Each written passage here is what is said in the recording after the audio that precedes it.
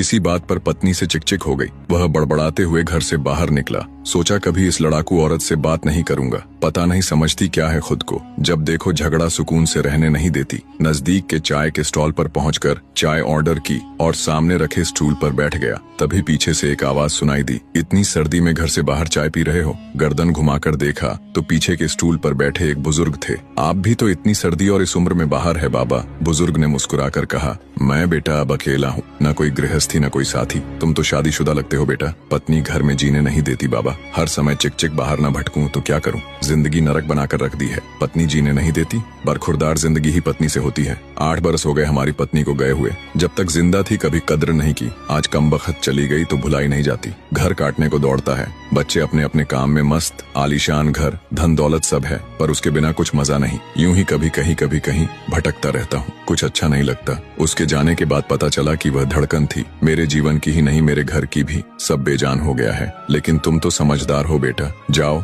अपनी जिंदगी खुशी से जी लो, वरना बाद में पछताते रहोगे मेरी तरह। बुजुर्ग की आंखों में दर्द और आंसुओं का समंदर साफ नजर आ रहा था। चाय वाले को पैसे दिए, नजर भर बुजुर्ग को देखा। 1 मिनट गंवाए बिना घर की ओर मुड़ गया। उसे दूर से ही देख लिया था। डबडबाई आंखों से निहार रही पत्नी चिंतित दरवाजे पर ही खड़ी थी। कहाँ चले गए थे? आपने तो जैकेट भी नहीं पहना, ठंड लग जाएगी तो। तुम भी तो बिना स्वेटर के दरवाजे पर खड़ी हो। कुछ यूं दोनों ने आंखों से एक दूसरे के प्यार को पढ़ लिया था। कई बार हम लोग भी अपने जीवन में इसी तरह की गलतियां कर बैठते हैं। सिर्फ पत्नी ही नहीं, माँ बाप, चाचा ताऊ, भाई बहन या अजीज दोस्तों के साथ ऐसा क्रोध कर देते हैं जो सिर्फ हमको ही नहीं उनको भी कष्ट देता है। छोटा सा जीवन है, कहीं क्षमा करके, कहीं क्षमा मांगकर हंसकर गुजार दो। जिंदगी के सफर में जो गुजर जाते हैं वो मुकाम वो फिर नहीं आते। वीडियो कैसी लगी कमेंट करके जरूर बताना।